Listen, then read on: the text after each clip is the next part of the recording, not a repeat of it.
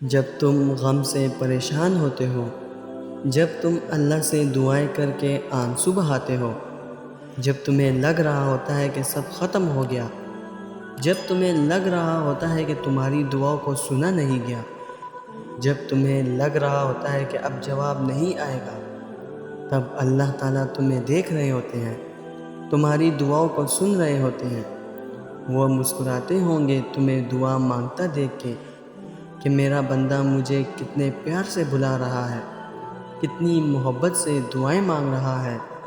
اور اگر تمہیں پتہ لگ جائے نا کہ اللہ تعالیٰ نے تمہارے لیے کیا اجر رکھا ہے، تو تمہیں کسی چیز کا غم نہیں ہوگا، تمہیں آزمائش چھوٹی لگنے لگے گی اور اللہ کی محبت غالب آ جائے گی۔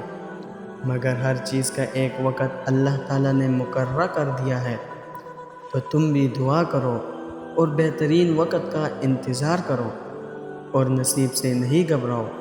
وہ تو اللہ کے ہاتھ میں ہے جو تم سے بے انتہا محبت کرتا ہے۔ زندگی میں اپنے دل کی بہت سی باتیں دل میں ہی رہ جاتی ہیں، ہم کسی سے نہیں کر پاتے کیونکہ ہمیں ہمارے معیار کا سننے والا نہیں ملتا۔ ہر رشتہ، ہر شخص ہم سے وہی سننا چاہتا ہے جو اسے اچھا لگتا ہے، لیکن پریشانی کی کوئی بات نہیں۔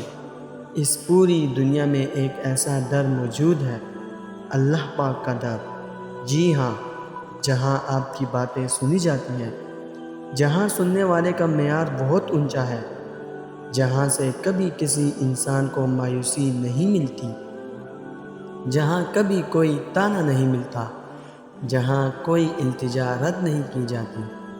جو انسان اللہ سے دل لگا لیتا ہے، پھر یہ دنیا کے معاملات اس انسان کا کچھ بگاڑ نہیں سکتے۔ جب انسان اتنے درد میں بھی اللہ تعالیٰ سے دعائیں کر کے اسے راضی کرنے کی کوشش کر رہا ہوتا ہے، تو وہ ساتویں آسمان پر بیٹھا رب اس کے لیے ایک خوبصورت کہانی لکھ چکا ہوتا ہے۔ اس لیے تو انسان جتنے بھی درد میں ہو، اپنے اللہ کو اپنے پاس پاتا ہے اور دعائیں کرنا نہیں چھوڑتا۔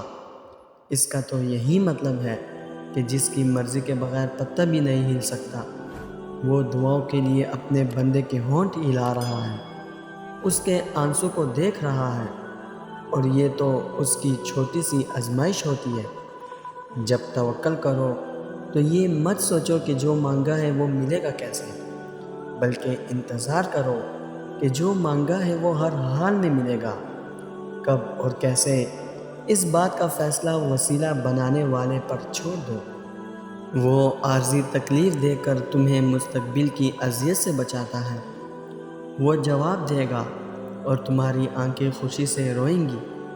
تمہارا خواب تمہاری آنکھوں کے سامنے پورا ہو جائے گا اور تم اس کی رحمت اور توفیق پر حیران رہ جاؤ گے۔ اطمینان رکھو، صبر انسان کی سب سے بڑی طاقت ہے۔ آپ کو کسی نے بہت تکلیف دی ہے، آپ یہ بات سوچ کر صبر کر جائیں کہ اللہ حساب لینے والا ہے۔ کسی نے آپ کو برا بھلا کہا ہے، آپ کے ساتھ بدتمیزی کی ہے، آپ بدلہ لیے بغیر خاموش ہو جائیں۔ بدلہ لے لیا تو صبر کرنے کا کوئی فائدہ نہیں۔ آپ کی کسی سے لڑائی ہو گئی ہے تو درگزر کر دیں، معاف کر دیں، دوسروں کو اپنا ضعف بڑا کریں، خود جھک جائیں۔ رسول اللہ صلی اللہ علیہ وسلم نے فرمایا، معاف کرنے سے تمہاری عزت میں کمی آئے تو قیامت کے دن مجھ سے لے لینا۔ معاف کرنا بھی صبر میں آ جاتا ہے۔ آپ نے اگلے کی باتوں کو برداشت کر کے معاف کر دیا، اس کا یہی مطلب ہے آپ نے صبر کیا۔ اور اللہ قرآن میں صبر کرنے والوں کو کہتا ہے کہ میں تمہارے ساتھ ہوں۔ کوئی بھی پریشانی ہو، مشکل ہو، تکلیف ہو، صبر کر جائے اور صرف اپنے اللہ کے آگے جھکے، نماز پڑھے، وہ آپ کے سارے غم سمیٹ لے گا، آپ کے دامن کو خوشیوں سے بھر دے گا۔ اللہ ہی اپنے بندے کو آزمائش میں ڈالتا ہے اور اپنے بندے کا صبر دیکھتا ہے، اور اللہ اپنے بندے کو خود قرآن میں کہہ رہا ہے کہ صبر اور نماز کے ساتھ مدد طلب کرو۔ آپ صلی اللہ علیہ وسلم نے فرمایا، صبر تو وہی ہے جو صدمے کے شروع میں کیا جائے۔ صبر کرنے والے لوگ اللہ کو بہت پسند ہیں۔ ہم سب اللہ ہی کی بنائی ہوئی تخلیق ہیں۔ وہی ہمارے حق میں بہترین فیصلے کرنے والا ہے۔ لوگوں کے ساتھ اپنے دکھ بانٹنے کے بجائے اللہ کے ساتھ بانٹیں۔ اللہ کو سنائیں دل کا حال، وہی سب کچھ ٹھیک کر دے گا انشاءاللہ۔ دوستو، میں امید کرتا ہوں اس ویڈیو نے آپ کو فائدہ ضرور پہنچایا ہوگا اور آپ کے دل کو سکون ضرور ملا ہوگا۔ ویڈیو اگر پسند آئی ہو تو ویڈیو کو لائک کر کے اپنے دوستوں کے ساتھ شیئر ضرور کر دیجئے گا، اور اگر ہمارے چینل پر نئے آئے ہیں تو چینل کو سبسکرائب کرنا مت بھولیے گا۔ انشاءاللہ ملتے ہیں اگلی ویڈیو میں۔ اپنا بہت خیال رکھیے گا۔ اللہ حافظ۔